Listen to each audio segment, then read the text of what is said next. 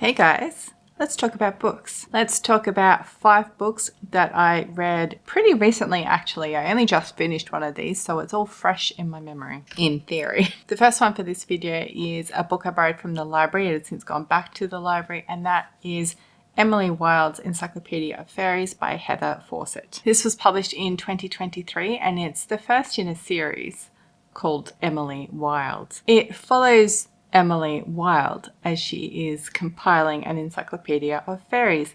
Does what it says on the tin. The blurb said something about whimsy and charming, and I just knew straight away I wasn't going to like it, and I did not like it. Emily travels north to somewhere in Scandinavia. It feels like Sweden or Norway or Finland by boat. It feels like it's set turn of the 20th century. I don't think there is there might be a date. I can't recall. I don't have the book with me. But it's clearly an alternate world because Emily Wilde is a scholar at Cambridge or Oxbridge, who has a PhD, which is not a thing that would have happened at that time, and has gone off to document and investigate fairy lore in this Scandinavian country. She's there for a couple of days or a day and manages to alienate everyone in the village because she's definitely not neurotypical. She's focused on her work and less with the social niceties that we all have to engage in, and especially the social niceties of the culture that she's gone to immerse herself in to visit the fairies. She's definitely more interested in fairies than humans. After a couple of days, one of her colleagues bullies his way in, comes to stay with her, charms everyone in the village, and gets Emily back on the village's good side simply by association. Emily then proceeds to help the villagers with their fairy problems simply through the pursuit of knowledge about fairies rather than any compassion or altruism. And that was really hard to read. It's definitely nice to have someone who is, to me, clearly on the autism spectrum represented in fiction, but I couldn't empathize with this character at all. I didn't like her at all, because she didn't demonstrate any empathy to anyone. And that's because she didn't see the need for it. Not because she's a terrible person. It's just not in her nature to do that. And I found that difficult to read. Like, it's difficult to read about, to empathize with a character who is depressed because they're not giving anything back to you. That's how I felt about Emily as well. I wasn't getting anything from her, so I didn't want to give her anything of me. Anyway, so she ends up helping the villagers simply through her pursuit of knowledge of the fairies, and the guy, her colleague, what's his name? Starts with a B. Bamblebee. Bamblebee comes, charms the pants up for everyone. Anyway, they need to work together to help the villagers rescue one of their own who's been stolen by the Fairy King or his minions or whatever's going on. They try and release the Fairy King from his imprisonment, and there is a romance. I don't want to be spoilery, but it's a romance. It's charming, it's whimsical, it's about fairies and finding who you are, and I didn't enjoy it at all. I didn't like any of the main characters. I liked them together. The part where Emily and Bamblebee were together and the clash of their personalities, but the way they work together well, was the only thing that got me through this book. So I can think of a few of you who regularly watch this channel who would love that book, and it's definitely not me. So don't let me put you off it, is what I'm trying to say. Next up is The Strange Case of Dr. Jekyll and Mr. Hyde and Other Tales by Robert Louis Stevenson. Dr. Jekyll and Mr. Hyde is a short story published in 1886, and this is bound up with a couple of other short stories called The Body Snatcher, Markheim and Olala, and then there's a couple of essays in here as well, which I didn't read, to tell the truth. You know the story of Dr. Jekyll and Mr. Hyde. It is about actually interestingly structured. It is the story of Dr. Jekyll, who has been doing chemical experiments and devises essentially a potion that distills all the negative parts of a person. And when he imbibes that, he becomes Mr. Hyde. He's craven and hunched over and just an evil visage, and people are just instinctively withdrawing from him because he's just all the negative traits of Dr. Jekyll. So it starts out with Jekyll's lawyer relating what's happening, and then the POV turns to a friend of the lawyer's and Jekyll's both, who discovers what happened, and the shock of it kills him. And then finally you get Jekyll's explanation of what happened, how he became Hyde, how the Hyde part of him was taking over the body entirely. And so that plot twist of Dr. Jekyll is Mr. Hyde comes right at the end of the book, but it's something that we as modern readers know from the start. So that's an interesting structure as well. You have the 3 POV narratives, and then you get the actual plot twist right at the end where you want a plot twist to be, actually. It's definitely a book about duality, the conflict of good and bad, like good and evil, reason and desire, the nature of identity, and the parts of who you are that make up the whole. Honestly, it's worth your time to just say that you've read it. It's very short. It is just a novella. The other books in here, 2 of the other books in here, Markham and the Body Snatcher, are along the same theme, the gothic themes of the first one is about a body snatcher and how that comes back to haunt them, and Markham is about a murderer and the reasons behind the murder and the implications of being a murderer and the morality of that. And they inform your reading of Dr. Jekyll and Mr. Hyde, as well as Jekyll and Hyde informing your reading of those stories. They all work together nicely. You don't have to read them. You don't have to get this edition. I enjoy the Oxford World Classics editions because they've got white spines and I like a white book. That's the entirety of why I bought this one.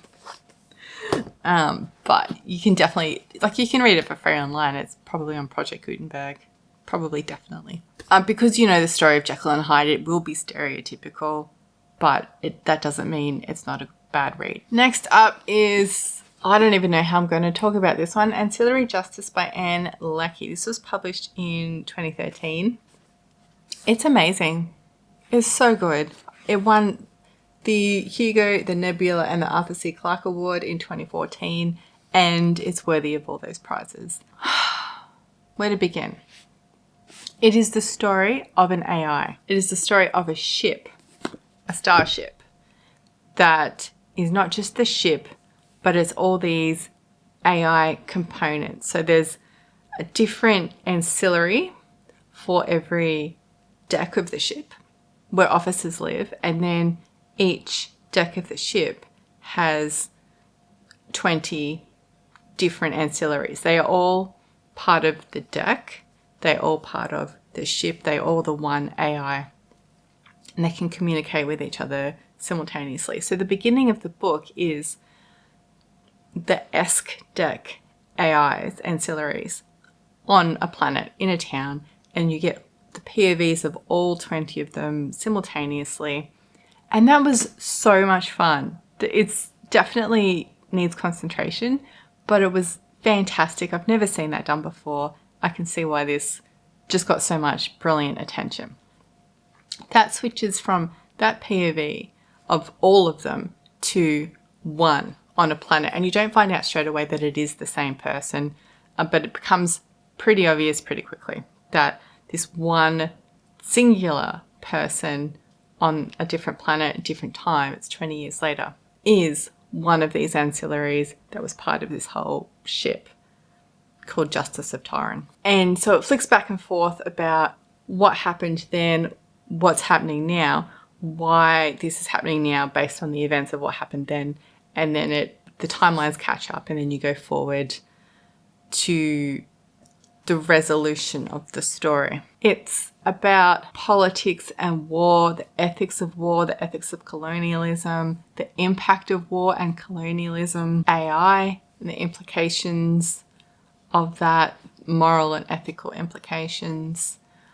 And I had a lot of fun, but it was very confusing at the same time. It's just in the same way that the ship can be split into ship and ancillaries and be individuals as part of the whole in that way, so can, like, basically the God Emperor of this civilization called the Ratch is split into multiple bodies, and then part of the main crux of this story is that the God Emperor, Anandamini, there's different factions of her that are working towards different goals, opposing goals.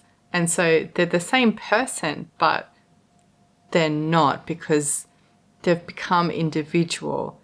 And so they are fighting against and undermining each other politically, but they're the same person holding that one position of basically God Emperor in their society.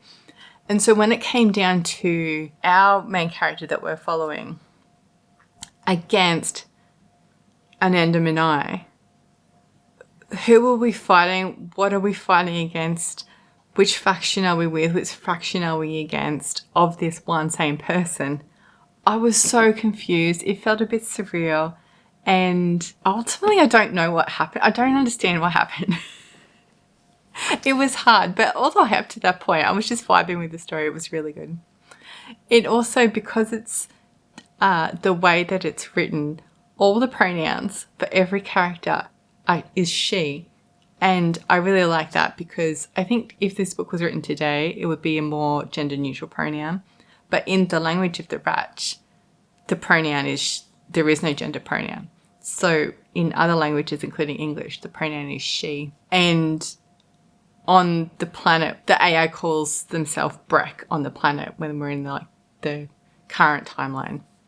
When Breck is talking to people on the planet, they misgender in that language people, because the markers of gender are different on different planets, with clothing and facial hairstyles, body shape is different on different planets for different genders. And so Breck gets confused about gendering people, gender pronouns, because you don't have to do that in the language of the Rat. I really enjoyed this book, and I'm not in the mood for science fiction, so I don't want to go on to the second one straight away. But if I don't go into the second one straight away, I'm going to forget what happened and be even more confused, I think, with all the different Anandamini and the machinations and what's going on behind the scenes and the different factions of them. So I guess I'm going to need a cheat sheet when I finally get to the second one. I did really enjoy it, and if you are someone who wants sci-fi that needs a little more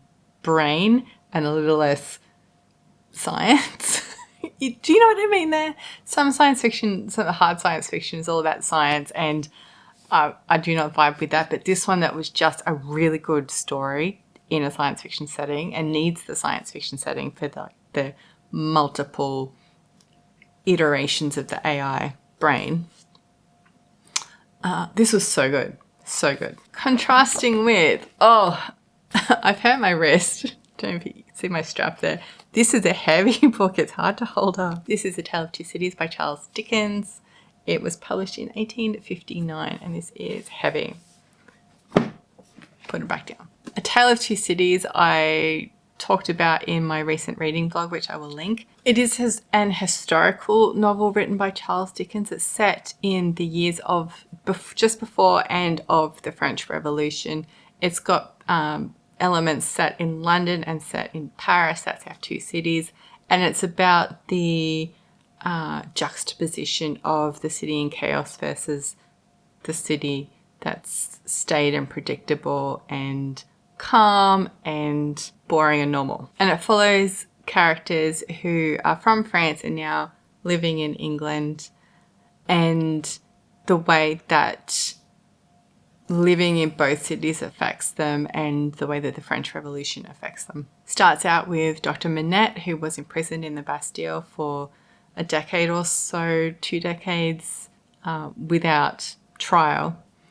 And he's eventually released into the care of his daughter, Lucy, and they become friends with somebody they meet on the voyage home called Charles Darnay, and he has an aristocratic French past. And so when the events of the revolution ensue, they all become caught up in the revolution. Darnay, because he's an aristocrat, so he's obviously going to be beheaded, and Manette, because he was imprisoned without trial, he's a hero of the people in the revolution. It's about love and sacrifice and duty and redemption and extremism, justice, blah, blah, blah. A thing that I found really compelling was Dickens's description of the revolutionaries and the injustices perpetrated upon them, and clearly sympathetic with the cause of the revolution. And that was probably the most interesting part of the book. Completely biased. It's not hidden in any sense. It is completely on the side of the proletariat. But I enjoyed the description of that nevertheless. It's not at all sympathetic to the aristocrats until it gets to someone like Darnay, who becomes caught up in the events, having not perpetrated any injustice to his knowledge on the revolutionaries in France. He was living in England. At the end, so you've got your classic Dickens plot twists, and then at the end there's redemption for some of the characters. There's redemption for all of the characters that takes various different forms. And then it devolves into sentimentality, which I didn't vibe with at the end, but that was really only the last chapter. It's definitely a plotty, pacey book rather than a character-driven book. The characters are not particularly fleshed out at all. The main one's Lucy and Darnay, barely anything there. But I listened to this one with narration by Simon Vance, who is a audiobook narrator that I get on with well, and that made it really easy just to go with the flow and not have to get bogged down in the language or what was happening or become disgruntled with the lack of characterization, because the thing about audiobooks is they just wash on. They just keep going, and that's actually how I get through a lot of science fiction, so I don't get bogged in the details. And I appreciated that for A Tale of Two Cities as well. Definitely I could have read this, but it is just so heavy and my hand hurts so much. I couldn't. And then finally on my Kindle, I read Magisteria, The Entangled Histories of Science and Religion by Nicholas Spencer. This came out in 2023. This does what it says on the tin. It is the entangled history of science and religion in Europe, because we're talking about Christianity for the most part in Europe and North America, USA in particular. Goes through from how scientists were religious men to begin with, trying to find out an explanation for the world that they live in, and then the ways that powerful people in, like the Pope, for example, shutting down Galileo and his theory of heliocentrism. And then the story of religion trying to shut down some scientific publication because it conflicted with the accepted ideas of God creating the world. And if this is happening, how does God fit in? And is science undermining the position of God in the world? And then when science finally undermines God, what is going to provide the basis of morality and ethics in the world? Which has always been the argument of science versus religion. It starts out mentioning 3 main public conflicts between religion and science, which I did write down. Oh, I didn't write down. But I was only familiar with one of those examples, and eventually as the book progresses, it does explain what those examples are and the impact of them.